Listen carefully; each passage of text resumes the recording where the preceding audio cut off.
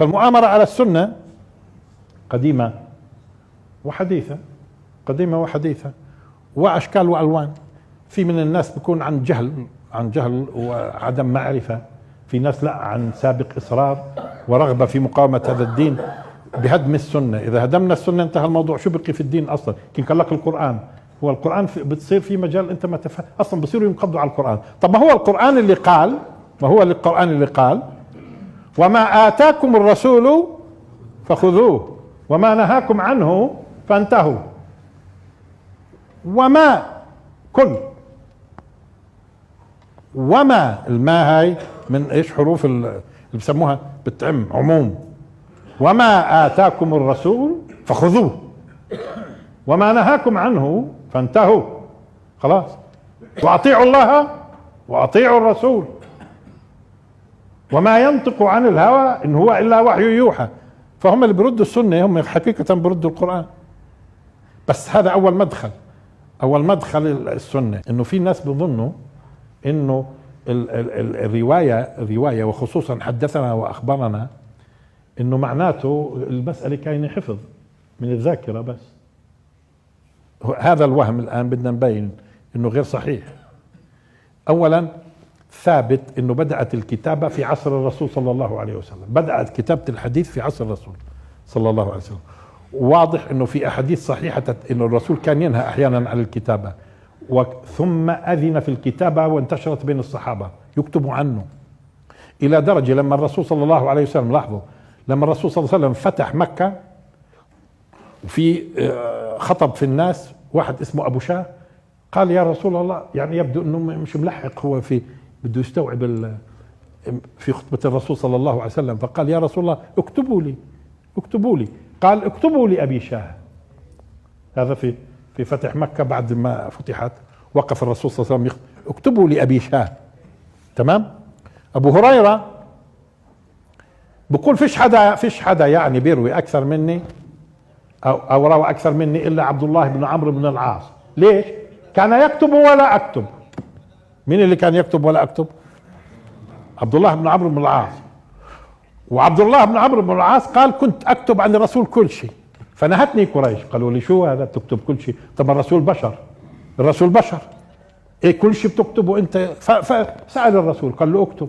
كان له صحيفة اسمها الصحيفة الصادقة، الصحيفة الصادقة، صحيفة عبد الله بن عمرو بن العاص.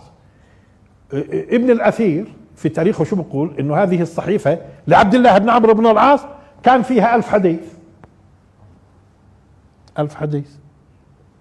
عبد الله بن عمرو بن العاص الصحابي اللي بياخذ من الرسول كاتب. فعلى فكرة الصحيفة الصادقة جزء منها اكتشف في القرن الماضي.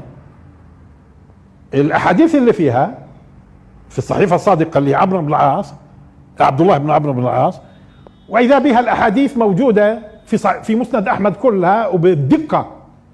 يعني هاي الصحيفة وهي مسند احمد اللي ماخذ، لانه مسند احمد ماخذ، واذا به هذا شيء معاصر كمان. هاي صحيفة هاي جزء من الصحيفة الصادقة، احاديثها كلها موجودة في مسند احمد، وجزء منها موجود في البخاري بالنص. انتبهتوا كيف؟ يعني اليوم صار في مجال على فكرة لما تطوروا المسلمين وبدوا يفكروا، اليوم كثير مسائل تقدر تثبتها انت بسهولة. فاذا ما تظنوش انه المسلمين هم يرووا كانوا دائما يكون المسألة تتعلق بالشيء. لا، كتابة عبد الله بن عباس. عبد الله بن عباس الصحابي لما مات كان له كتب بحمل بعير، له كتب كاتبها حمل بعير في الفقه، في التفسير، في الحديث. فهون نعرف اذا انه موضوع ما يقعدوش يقولوا لنا متأخر. على قضية متأخر، شوفوا البخاري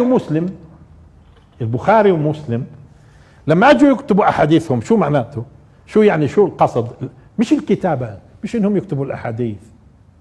انتوا بالكم الفقهاء الكبار، وخليني اخذ مثلا فقيه كبير زي ابو حنيفة مواليد 80 هجري، وفاة 150 ابو حنيفة.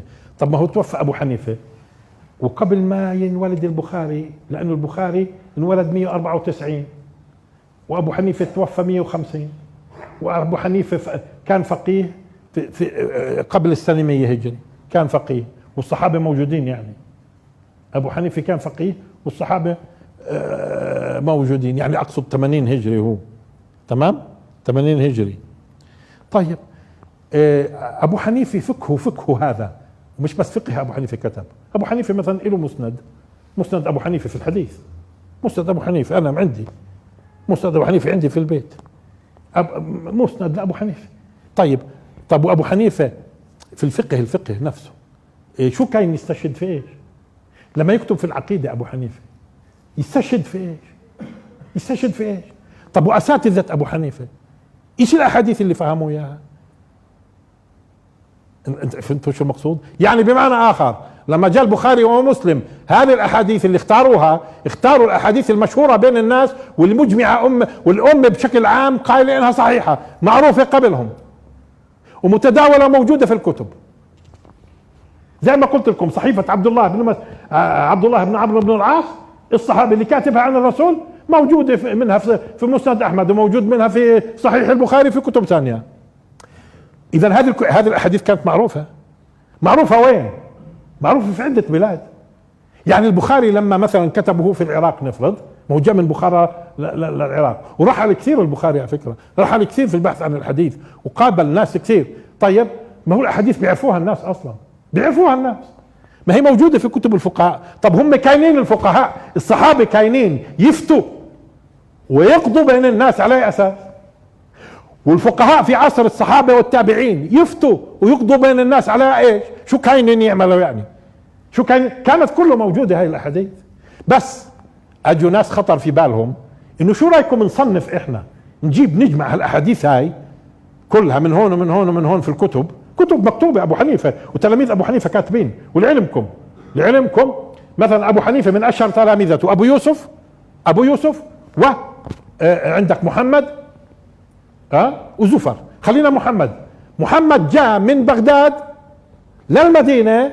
للمدينة مشان يسمع من مالك الموطأ. مالك على فكرة مواليد 93 مالك، وفاة 179. مالك في المدينة موجود في المدينة، كتب الموطأ. شو رأيكم 71% من أحاديث الموطأ موجودة في صحيح مسلم والبخاري، 71%. طب ما هي موجود الموطأ، هاي الموطأ موجود.